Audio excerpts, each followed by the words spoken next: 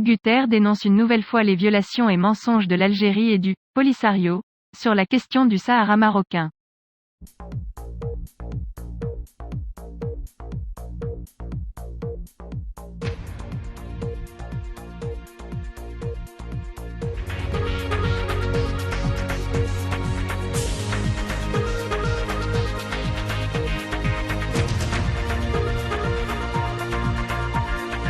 Le secrétaire général des Nations Unies, Antonio Guterres, a une nouvelle fois dénoncé, dans son rapport à l'Assemblée générale des Nations unies, les violations, mensonges et fausses allégations de l'Algérie et du Polisario sur la question du Sahara marocain, à l'instar de ce qu'il a fait dans son rapport soumis au Conseil de sécurité au début du mois.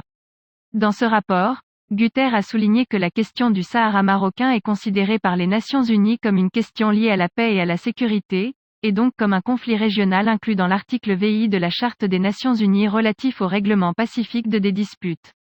Le secrétaire général des Nations unies a également souligné, une fois de plus, que la solution définitive au conflit régional sur le Sahara marocain ne peut être que politique, réaliste, pratique, permanente et consensuelle, conformément aux résolutions du Conseil de sécurité, 2440, 2468, 2494, 2548. Ainsi, M. Guterres réitère l'anéantissement définitif de tous les schémas transgressifs soutenus uniquement par l'Algérie et le Polisario, notamment le référendum. Selon le secrétaire général des Nations unies, les résolutions 2440, 2468, 2494 et 2548, avec lesquelles la solution doit être pleinement conforme ainsi que celles émises depuis 2007, consacrent la priorité, le sérieux et la crédibilité de l'initiative d'autonomie comme la seule solution à ce conflit régional dans le cadre de la souveraineté et de l'intégrité territoriale du royaume. Ces résolutions ont également institué les tables rondes, avec la participation du Maroc, de l'Algérie, de la Mauritanie et du Polisario, comme cadre unique pour conduire le processus politique sous les auspices exclusifs des Nations unies, visant à trouver une solution politique à ce conflit artificiel.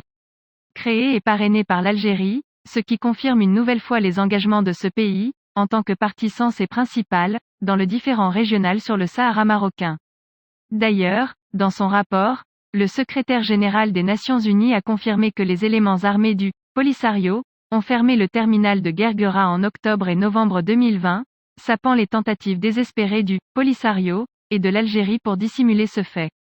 Il est à noter qu'à la suite de la fermeture du poste frontière de Guerguera à la frontière maroco-mauritanienne pendant plus de 3 semaines par les milices séparatistes armées du Polisario, en octobre et novembre 2020, le Maroc a réalisé, le 13 novembre 2020, une opération par laquelle, une fois pour toutes, l'instauration de la liberté de circulation des personnes et des biens à ce passage. Le caractère pacifique de l'intervention menée par les forces armées royales a été évoqué dans le rapport du secrétaire général des Nations unies, qui précise que aucune victime n'a été signalée à la MINURSO dans le contexte des événements du 13 novembre, ce qui est une réfutation ferme des accusations du Polisario, dont les éléments armés ont fui la zone tampon de Guerguera, suite à l'intervention des forces armées royales, comme l'a confirmé M. Guterres. Dans son rapport, le secrétaire général des Nations unies a également souligné le contenu de la lettre royale, qui affirme le caractère irréversible des mesures pacifiques prises par le Maroc au poste frontière de Guerguera pour rétablir la liberté de circulation civile et commerciale. Le rapport soulignait que le Maroc restait attaché au cessez-le-feu, tout en conservant le droit de répondre à toute provocation de la milice Polisario. Le secrétaire général des Nations unies a attiré l'attention de l'Assemblée générale des Nations unies sur la dissolution illégale du Polisario, de l'accord de cessez-le-feu, en violation flagrante des résolutions du Conseil de sécurité, saluant, à son tour, la coopération du Maroc avec MINURSO, notamment à travers la vaccination par les autorités marocaines des agents de la mission. Ce rapport met également en lumière les gains diplomatiques réalisés par le Royaume au Sahara marocain au cours de l'année écoulée. Dans ce contexte, le secrétaire général des Nations unies a évoqué l'ouverture de consulats généraux pour 16 pays dans les villes d'El Ayoun et de Dakhla. Guterres a noté que Bahreïn, le Burkina Faso, Eswatini, la Guinée équatoriale, la Guinée-Bissau, Haïti, la Jordanie, la Libye, le Malawi, le Sénégal, la Sierra Leone, le Suriname, les Émirats arabes unis et la Zambie ont annoncé l'ouverture ou leur intention d'ouvrir des consulats généraux dans le Sahara et d'autres, ont été ouverts dans les villes de l'Ayoun et Dakhla, dont le nombre total a atteint 26 depuis décembre 2019, ce qui témoigne de la reconnaissance internationale et diplomatique du Sahara marocain. Le secrétaire général des Nations Unies a également évoqué la déclaration historique des États-Unis, le 10 décembre 2020, concernant la souveraineté pleine et entière du Royaume du Maroc sur son Sahara.